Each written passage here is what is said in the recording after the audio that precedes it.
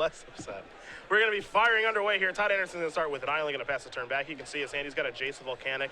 Looks like a sneak attack over there as well. And I imagine Todd knows what Bryant's playing because every time Bryant's playing, he's always playing Storm as he does fire up the attack. I've never seen Bryant play anything else in Legacy. Me either, actually.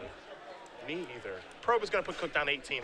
Again, we're going to see Jace, Emerpool, a sneak attack, a spell pierce, a Lotus Petal, and a Volcanic Island. Todd looking to maybe draw one of those double lands in the very near future. That was a spell pierce, right? Yeah. Okay. That was a spell pierce. Right, Here's a beautiful underground scene. Got to keep a little bit of interaction. Well, I said keep. Keep's a strong word. This is a duress that's going to get spell pierce. Todd, double land, maybe? No, Gristlebrand. Going to play Volcanic. Going to put his Petal into play, pass the turn back, hoping to not get duressed or Cabal Therapied for his sneak attack at this point. Duressed, Cabal Therapied, or killed. That's a real possibility here. I guess the third one is a real thing. Yeah. Also, Cook knows that, if he wants to go for it, he can. He's going to, okay. Yeah, Killed is a thing. This is like, the worst feeling in the world. Yeah, Storm Count too. Let's do it. There's a Lion's Eye Diamond. Storm Count is now 4. Burning Wish on the stack. Going to crack. Discard his Underground Sea. Burning Wish is going to resolve, so Bryant is going to go reaching. And what do we have in the sideboard here? Of course, you cannot get Ad Nauseam. That's an instant. So yeah, that is an instant, as you did mention. Past in Flames doesn't seem all that great. Empty the Warrens is certainly an option. Infernal Tutor is an option. He does have one of those. Infernal Tutor. That's the one. Okay. That's what he's going to go Infernal Tutor can get Ad Nauseam, and of course, with those 2 Lion's Eye Diamonds, Bryant has mana to spare. He's got plenty of mana. 2 Red Flames as well. Yeah. Also has a mana untapped, and he has put land because it is the It's turn 2. Yeah. So, had 2 red floating, added 6 mana there from the LEDs, so 6 floating, now down to 1 floating with that Ad Nauseam on the stack. And Todd's counting them up, probably not liking what he finds. Yeah, spell count here. 2 Rider Flames, 2 Lion's Eye Diamonds, that's 4. Burning Wish is 5. Infernal Tutor is 6. Ad Nauseam is out to be 7. So as far as tendriling for enough, that's going to be easy. The thing here is make sure that he doesn't kill himself with Ad Nauseam, but he's at 18. Yes. It would take quite the failure. Yeah. Starting at 18, particularly when you have mana already, oftentimes the real risk of casting Ad Nauseam is when you need to hit a Lotus Petal or something like that in order to start going off. He's going to go by an Infernal Tutor. He has a Lion's Eye Diamond there as well. A couple Lotus Petals along with a Gataxian Probe. There's a Dark Ritual. That's probably all he needs to go. Yeah, I would think that actually just LED and Infernal Tutor would be enough, although he may not have a Tendrils in his main deck. Interesting. I think you might be correct about He does not. that. Okay, so he needs to find a Burning Wish then to get the Tendrils, although he could Infernal for the Burning Wish. Yeah. Oh, he's going to keep these cards. Going to probe. Take a look at Todd's hand. Going to play 2 Petals. And Storm Count is plenty. Here's Dark Ritual to generate a little bit of mana. Believe he does have Thresholds. Now here's Cabal Ritual. If he wanted to get towards Threshold, of course, he could sacrifice those Petals if he needed to. Now he's got a Lion's Eye Diamond. He's going to cast this Infernal Tutor. He's going to go get a Burning Wish. He's going to cast a Burning Wish. He's going to go get a Tendrils of Agony. And just like that, my friends, Todd Anderson is dead on the 2nd turn of the game. So was that Tendrils for 40? Ish. Yeah, more or less. Ish. Bryant Cook winning game number 1 with Ad Nauseam Tendrils over Todd Anderson playing Sneak and Show. We will take a look at the sideboard. Bryant trying to hold back a smile, I think, on that 2nd turn. That's gotta feel good. Turn 2 wins on camera. Don't come around every day. You've got Todd's in front of you. What's he got? Todd has access to 4 Pyroclasm. That doesn't do much. It's not blank, but it doesn't do much. Yeah. 3 Grafdigger's Cage, 1 beside you, shelters all, 2 Through the Breach, 2 Shattering Spree, 3 Leyline of Sanctity. That's not a bad place to start. Leyline is good against, obviously, the discard and Tendrils.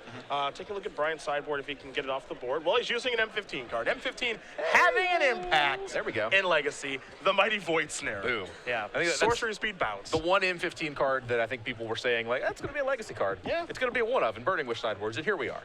Bryant Cook, a man of the people. This is true. I mean, there's no enchantment killing effect, so he just wants to get out of play temporarily with Void Snare, which is what he'll try to do. If 2 of them happen to get into play for Todd, Bryant would have to get very creative by getting the Void Snare and then passing Flaming it back in the same turn. Something I'm sure he's worked through his calculations before.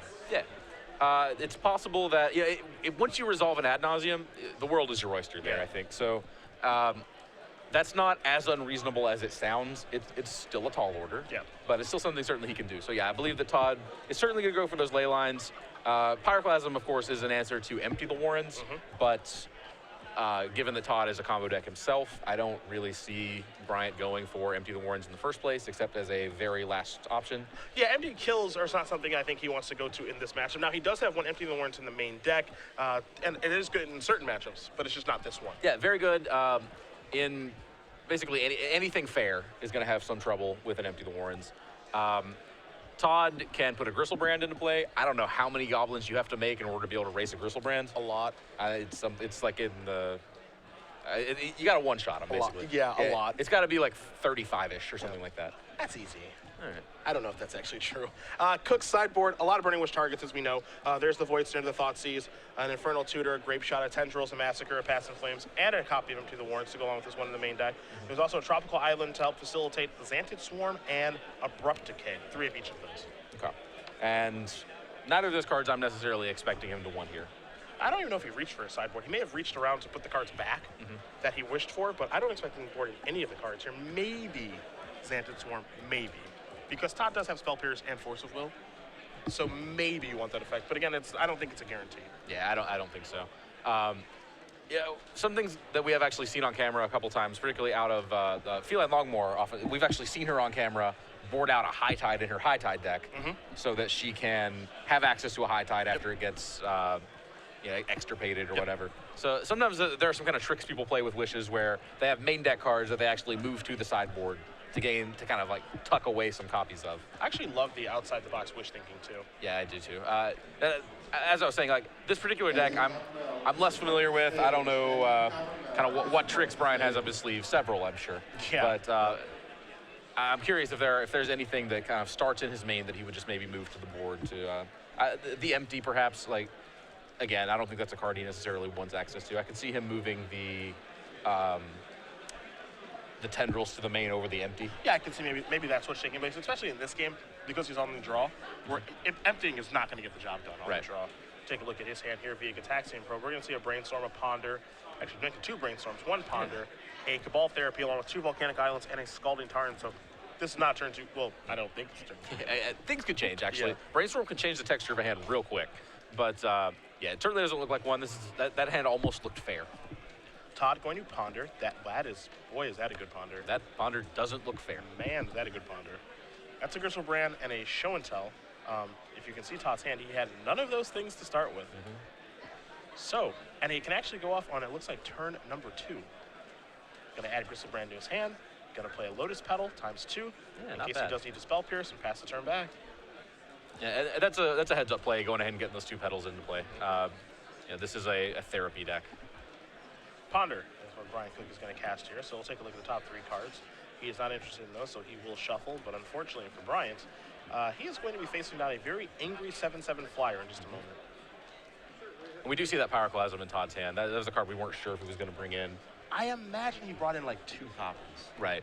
Just in case. Yeah, it's not a card you want to overload on. He has access to the full 4. That's a lot of Pyroclasm. Yeah, we saw him a little bit earlier, and he ended up playing against Infect, and having access to 4 Pyroclasms against Infect is awesome. Sure. So good. I guess the question is what all do you need to take out? Looking at Todd's main deck, really, I think the 2 Jace the Mind Sculptors, those are slow. Those are super slow. Real slow. Yeah. Gristlebrand's going to come into play. Cook is going to put a Scalding Tarn into play. So Show and Tell has resolved. What Todd has brought to class looks to be better than what Bryant has brought to class thus far. Yeah. Here is a Brainstorm. Looks so far. That's one of those weird things about the Storm deck. Scalding Tarn can be scarier than Gristlebrand. Yeah. See Spell Pierce take care of that first Brainstorm. Second Brainstorm here for Cook. See if Anderson wants to activate Gristlebrand just yet. I do like the aggressive use of the Spell Pierces here from Todd. Don't let him get anything started. Like, you know his hand from Gataxian Probe early, and the Brainstorms and the Ponders are what is supposed to save Bryant in this situation. So if you can actually counter those, it forces him to just draw perfectly, as he's going to resolve the Brainstorm, sacrifice the fetch land, make it a perfect Brainstorm. Probably going to search for Underground Sea, as he doesn't really have any, but he's got the Gemstone Mine, so I don't want to say he doesn't have black mana, but he will go get a Sea right now. I love just cavalierly just tossing a beta Underground Sea out there. It's fine. Yeah. Not a big deal. He's been playing with these forever. He has. See if Cook can put anything together. He's got a Cabal Therapy that we know about. He's also got another Brainstorm. So Todd is perfectly fine with these resolving, letting him start to manipulate. Of course, this can be a little bit dangerous because Storm can work its way around Spell Pierce-esque effects. Yeah, pretty easily. And I think Bryant's going to be content to develop his hand. I mean, Ponder, well, I guess triple Brainstormer. So like casting 3 Brainstorms in one turn, your hand's got to be stacked afterwards, right? Yeah, I mean, that's what you're hoping at least. So the hope there, I think, is that he can go for it next turn with multiple discard effect backup. Now, of course, Todd's not necessarily going to have the answers in his hand. I think Todd will be content to just swing for 7, say go. Yep. And then when Bryant starts to go for it, just pay 14. I mean, heck, he can, with where his life total is right now, he actually paid 21. He paid 21, yeah. And he just drew a copy of Force of Will. He's actually going to draw some cards right now. So there's also the ability for Todd to, Emrakul plus Sneak Attack this turn. Oh, sure. And finds 2 copies of Force of Will, 2 blue cards to go with them, so very well insulated right now. Of course, they are sitting in his hand. Both of them by themselves, or both of them exposed to a therapy right now. I do like that he can get very creative with this play, though. He did draw a Brainstorm for the turn, so if he does get targeted by Cabal Therapy, he can cast Brainstorm, hide the Force of Wills, let Bryant name whatever he wants to, and then when Bryant starts to go off, he just says, draw 7 Gristlebrand, draw those 2 copies of Force of Will. He can do a little bob and weave technique. Normally when you bob and weave Brainstorm, you have to put the cards back, you don't get to see them again, but he can find them immediately. Yeah. Gristlebrand, a fair Magic card. Fair is a word you could use. That is definitely true. Here's a Gemstone Mine. It cost 8. What's the harm? It sure does. What harm could it do? And Todd is going to go Brainstorming in response to the therapy here. So here's a Lotus Petal, there's a Tarn, and there's a Gristlebrand. Those cards really don't matter. And yeah, it doesn't surprise me that Todd knows this play at all. He's been playing this deck forever. Beautiful. Yeah. I don't have anything. Man, poor Todd, so vulnerable, just there with no interaction. Tough to watch. Caught with his pants down. Yeah. He did name Spell Pierce. It is a miss, and Cook is just going to pass the turn back. So Anderson's going to draw a card, but no, it's a Force of Will. Okay. He's going to draw 7 more right now. So there's a Force of Will. It's a tune on Island. Another copy of Force of Will, a Sneak Attack, a Brainstorm, and that last card was a Spell Pierce. He does have a double land here. Does he have the Emrakul? Yes, he does have that. Yeah, he just went through all those cards. One would assume, right? Yeah. He's only drawn like 40 cards this game. Gonna get a Volcanic, can play the Ancient Tomb, and I think he can finish him off here. There's 4. That's a Sneak Attack. That's 1. Pow. I don't know about you, but I feel like attacking for 22. I like it. That's Brett Nelson's joke. I can't take that. No, I caught it. I was there when he invented that. Really? Yeah, we were filming above the curve. Okay. He used that to sass Todd when Todd was talking about playing Sneak and Show. It all comes full circle. Here we are. Yeah, it does. Yeah. Todd Anderson evens things up here against Bryant Cook. Sneak and Show and Ant gonna go to a 3rd game. I think Brad is a genius for thinking of that joke, but it does not take much to impress me. Yeah, well, Brad's something. Yeah, and actually, no, that made the cut. That happened in the episode. Todd was getting ready to start his spiel, talk about Sneak and Show how it was such a sweet deck, and then Brad just cut him off, just like stuck his hand in his face, stiff-armed him basically. There you go. It was just like, hey Todd. I don't know about you. Pause way too long.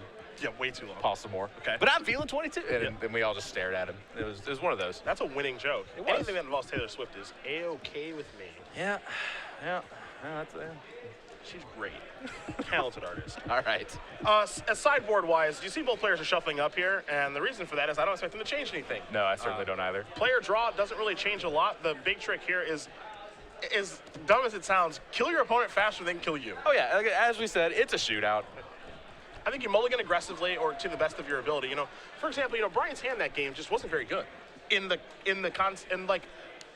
matchup. No. I want to say, overall, I think his hand was good because, that's like maybe a turn 3 or a turn 4 hand, depending on what happens. But in this particular matchup, you can't keep that hand, I think, of brainstorm, ponder, hope to figure things out, hope Todd doesn't have a quick show and tell or sneak attack. No, probably not. There are matchups where I think that's one of your best hands. Me too. Against black decks, his him decks in particular. Yeah. Your hand's gonna get shredded no matter what. So just develop your mana, hide whatever relevant spells you find on top, and kind of go about your day. But yes, this is a matchup where he needs to do things as quickly as possible. Well, when I say he, I don't know who I'm talking about. Yeah, sure. They both do. Yeah, Todd's hand last game was incredible. To be fair, I think it was one of those kind of come out with backup. I don't know if you saw his hand this game, but this one's better. Oh, fun. So, no, I missed it. Don't spoil it. I won't. Maybe you should spoil it. Actually. I won't. No. Well, I mean, you're gonna see it in a second because Gristlebrand's gonna play on turn 1. Oh, good. So there's that. Okay. Okay. Bryant's probably just like, really? Really, man? Yeah, really. Don't kill me on turn 2. Man, free land. See if Todd wants to actually push the trigger on this. And the reason I say that is because he has a Spell Pierce in his hand, and he's already used 1 Lotus Petal. Yeah. So, maybe you do, maybe you don't want to do this. You're drawing a lot of lands off that Gristlebrand activation. Jeez. Yeah, if he hits it again, Tendrils for 3 does the job. That's not hard. It actually is kind of hard because there's only 1 Tendrils in Bryant's entire that's true. And we don't know if it's in his main or sideboard. True. Yeah. Todd's going to discard a whole bunch of lands. His hand right now is Force and Spell Pierce. Now, of course, you can activate Gristlebrand again if you'd like to. Yeah, it does have Force. There That's a lot of Burning mana Wish. and a Burning Wish, and a Therapy. So this is a very explosive hand for Bryant on turn 2 as well. And that's kind of, what's interesting, I think, about this is I understand why Todd activated Gristlebrand, but being at 20 versus 13 is obviously a huge difference. And if he's at 20, there's a chance that he doesn't die this turn. Like, Bryant's hand may not be perfect, but it may be good enough to storm for 6. That may be true. There is a possibility that he's bottlenecked to some extent on mana, to where he can just build up enough mana to say wish for your storm card. Yeah. The difference between wishing with 5 mana or Infernal Tutor with 5 mana versus Infernal Tutor with 4, for example. So he's gonna snipe the Force of Will. Not much of a surprise there. No. Here's a Petal. So Todd, no defenses except of course being able to activate Gristlebrand, take 7 more peaks at another Force. There's a red. I have a feeling he is going to need to cash in that 7. I have a feeling too. Because Bryant has 3 black mana in pool right now. I wonder if... See, what also makes this really compelling as here's a duress, is that Bryant might just be trying to hook him a little bit. Here's Lion's Eye Diamond. There's blue. There's Petal. There's Wish. Yeah. Break You this. can't hook him with the build-up storm with the counter magic and tendrils effect when you have to resolve Burning Wish to get your tendrils, I think. 1, 2, 3, 4, 5, 6. Yeah, if he has tendrils in his board and he has the mana to cast it. Yes. I believe Todd needs to stop this from resolving. Yeah, he has to stop this from resolving. So he will be dead if he doesn't find Force plus blue card. 3, 4, 5, 6, 7. Oof. No. That's it. Wow. Now, here's... And extends the hand there. Yeah, that's going to do it. I was going to say, I wonder if Bryant actually has tendrils in his sideboard if it's in his main deck. Yeah, I don't know how much. All right, yeah, he's going to the box. He's going to the box. All right, okay. It would have been, that would have been insane I think if it Todd, wasn't his main Todd deck. probably extended the hand and said, hang, hold up, Yeah. show me. And then, But Bryant had that look about him like he just got away with something. I agree. So, now to be fair, he just beat a turn 1 Gristlebrand. So he's, certainly he got away with something, all right. The other thing that makes that game is super interesting to me. Yeah. Because, again, if Todd doesn't activate Gristlebrand, I don't think he loses. Well, here's the weird thing. If Todd doesn't activate Gristlebrand, he maybe doesn't lose.